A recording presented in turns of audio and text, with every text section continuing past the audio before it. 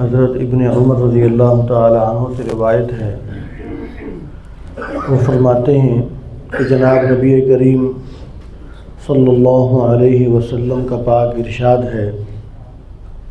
کہ ان اللہ و ملائکتہ یصلون علی المتسحرین،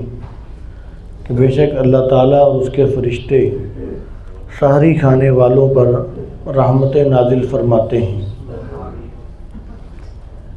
اس حدیث شریف کے اندر آپ صلی اللہ علیہ وسلم نے سحری کھانے والوں پر رحمت نازل ہونے کا تذکرہ فرمایا، اور پھر آپ صلی اللہ علیہ وسلم نے الفاظ بھی وہ ارشاد فرمائے کہ جو الفاظ قرآن پاک کے تھے، اور قرآن پاک نے جن الفاظ کے ساتھ اللہ تعالیٰ نے فرمایا کہ ان اللہ و ملائکتہ یصلون علی النبی، کہ بے شک اللہ تعالیٰ اور اس کے فرشتے نبی صلی اللہ علیہ وسلم پر رحمتیں درود و سلام نازل فرماتے ہیں۔ تو آپ صلی اللہ علیہ وسلم نے وہی الفاظ سحری کھانے والوں کے لیے ارشاد فرمائے، اور یہ بتلا دیا کہ جو سحری کھانے والے ہیں وہ یہ نہ سمجھیں کہ ہم تو بس اپنا پیٹ ہی بھر رہے ہیں، اس میں کوئی ثواب نہیں ہے۔ فرمایا کہ وہ خاص رحمتیں اور برکتیں جو اللہ تعالیٰ اپنے نبی علیہ السلام پر نازل فرماتے ہیں، تو سحری کی برکت سے فرمایا میری امت کو وہ نصیب ہوتی ہیں۔ تو اس لیے فرمایا کہ سحری کھانا بھی کوئی ثواب سے خالی نہیں۔ بظاہر یہ آدمی دیکھتا ہے کہ روزہ رکھنا بہت ثواب کا کام ہے، اور تراویح پڑھنا ثواب کا کام ہے، تلاوت وغیرہ کرنا ثواب کا کام ہے۔ جو سحری کھانا ہے یہ تو اپنے کھانے پینے کی چیزیں ہیں، یہ تو اپنا پیٹ بھرنا ہے، اپنے فائدے کے لیے ہے۔ تو روزے دار اتنا اللہ تعالیٰ کو محبوب ہے کہ روزہ رکھنے کے لیے اگر یہ کھانا بھی کھاتا ہے تو اس پر بھی اللہ تعالیٰ نے بہت زیادہ اجر و ثواب رکھ دیا ہے۔ اور پھر آپ صلی اللہ علیہ وسلم نے سحری کے کھانے کو برکت والا کھانا ارشاد فرمایا کہ تم سحری ضرور کھایا کرو، چاہے ایک کھجور ہی کھا لیا کرو یا ایک گھونٹ پانی کا ہی پی لیا کرو۔ اس لیے کہ اگر آدمی یہ سمجھے کہ مجھے تو بس بھوک نہیں ہے، مجھے تو کوئی کھانا کھانے کی ضرورت نہیں ہے، لہذا موسم بھی اچھا ہے، دن بھی چھوٹا ہے، میں اگر سحری نہیں بھی کروں گا تو میں پھر بھی روزہ سکون سے رکھ سکتا ہوں، لہذا صبح مجھے جلدی اٹھنے کی ضرورت نہیں ہے، تو اگر کوئی یہ سوچے گا تو پھر وہ سحری کے اجر و ثواب سے محروم ہو جائے گا۔ تو اس لیے آپ صلی اللہ علیہ وسلم نے فرمایا کہ یہ نہیں سوچنا چاہے ایک کھجور کھا لو، ایک گھونٹ پانی کا پی لو سحری کی نیت سے، لیکن کچھ نہ کچھ کھاؤ پیو ضرور، اس لیے کہ سحری کا وقت بھی بڑا برکت والا ہے، سحری کا کھانا بھی بڑا برکت والا ہے۔ اور پھر جب آدمی سحری کھاتا ہے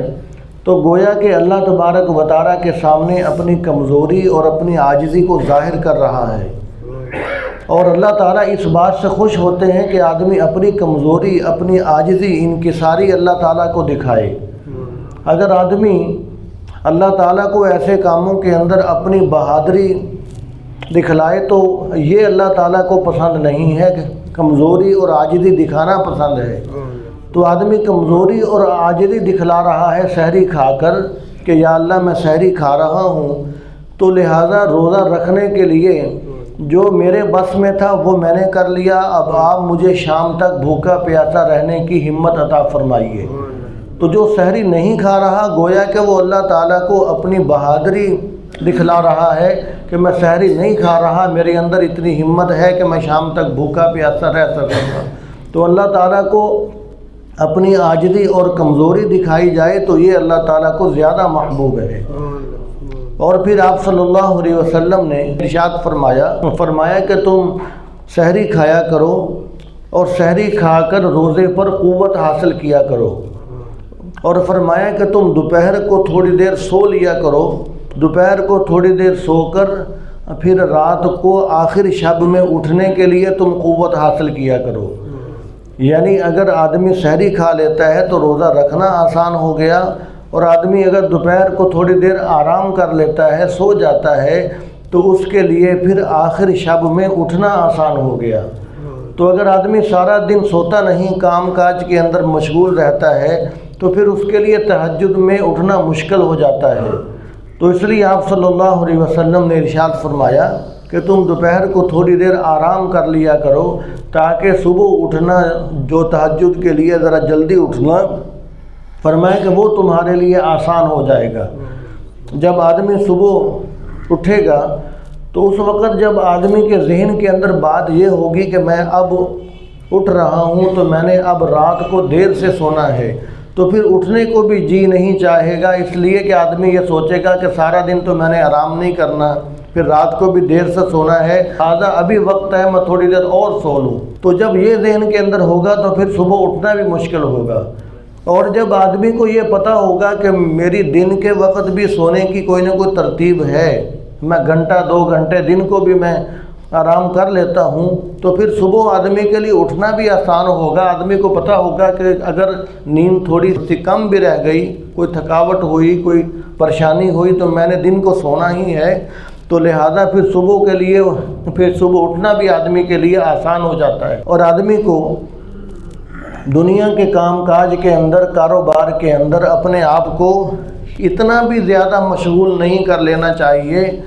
کہ آدمی کے پاس عبادات کرنے کے لیے وقت ہی نہ رہے، عبادات کے لیے صلاحیت ہی نہ رہے، اور عبادات کے لیے طاقت قوت بھی نہ رہے۔ آدمی کو اتنا بھی نہیں مصروف رکھنا چاہیے، اس لیے کہ جو رزق ہے وہ اپنے ذمے لے رکھا ہے۔ تو اگر آدمی دن کو آرام کی بھی کوئی نہ کوئی ترتیب بنا لے گا تو یہ بھوکا پیاسا کو یہ نہیں ہوگا کہ بھوک پیاس کی وجہ سے یہ بیمار ہو جائے گا، اس کے گھر کا خرچہ پورا نہیں ہوگا، نظام چلانا مشکل ہو جائے گا۔ یہ اگر دن کو تھوڑی دیر آرام کرنے کی بھی ترتیب بنا لے گا تو اللہ تبارک و تعالیٰ پھر بھی اس کی ضرورتیں پوری فرمائیں گے، کوئی نہ کوئی ترتیب بنائیں گے۔ تو لہٰذا آدمی کو کوشش کرنی چاہیے کہ آدمی دن کو آرام بھی کر لیا کرے، اور پھر سحری کے لیے بھی آدمی کوشش کرے کہ اگرچہ ہمت ہو تو پھر بھی آدمی سحری کی ترتیب بنائے۔ اور جب آپ صلی اللہ علیہ وسلم سحری کے لیے کسی کو بلاتے تھے تو آپ صلی اللہ علیہ وسلم ارشاد فرماتے تھے کہ آؤ برکتوں والا کھانا کھا لو۔ اور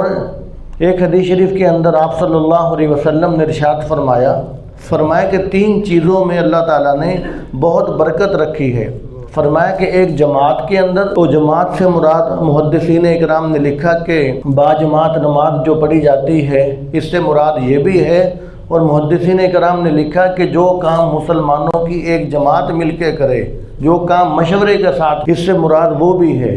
تو آپ صلی اللہ علیہ وسلم نے فرمایا کہ ایک تو جماعت کے اندر اللہ تعالیٰ نے بڑی برکت رکھی ہے، فرمایا کہ دوسرا شرید کے اندر اللہ تعالیٰ نے بڑی برکت رکھی ہے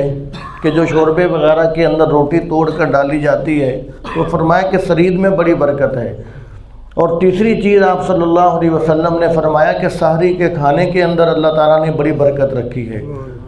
تو آخری بات یہ، سحری کھانے کا جو افضل وقت ہے وہ یہ ہے کہ آخری جو حصہ ہے رات کا، اس میں سحری کھائی جائے تو یہ افضل وقت ہے۔ سحری کے لیے بھی افضل وقت وہی ہے،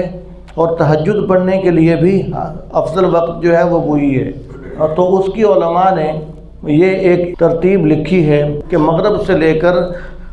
صبح کی اذان تک جتنا وقت ہے اس کے 6 حصے کر لیے جائیں، کہ غروب آفتاب سے لے کر مغرب سے لے کر صبح کی اذان تک جتنا وقت بنتا ہے اس وقت کے 6 حصے کر لیے جائیں۔ تو جو آخری چھٹا حصہ ہوگا وہ سحری کھانے کا بھی افضل وقت وہ ہے، اور تہجد پڑھنے کا بھی افضل وقت وہ ہے۔ اگر کوئی آدھی رات کو سحری کھا لیتا ہے تو اس کو بھی سحری کھانے کا ثواب ملے گا، لیکن افضل وقت یہ ہے کہ رات کا آخری چھٹا حصہ۔ اور اگر کوئی رات کو عشاء کی نماز کے بعد بھی تہجد پڑھتا ہے تو اس کا شمار بھی تہجد پڑھنے والوں میں ہوگا، اس کو بھی ثواب ملے گا۔ لیکن جو زیادہ فضیلت کا جو وقت ہے، جو زیادہ اجر و ثواب ہے، وہ آخری چھٹا حصہ ہے، کہ مغرب سے لے کر صبح فجر کی اذان تک کہ جتنی رات بنتی ہے اس کے 6 حصے کر لیا جائیں، تو آخری چھٹا حصہ سحری کے لیے بھی افضل وقت ہے اور تہجد کے لیے بھی افضل وقت ہے۔ تو اللہ تعالیٰ ہم سب کو توفیق عطا فرمائے۔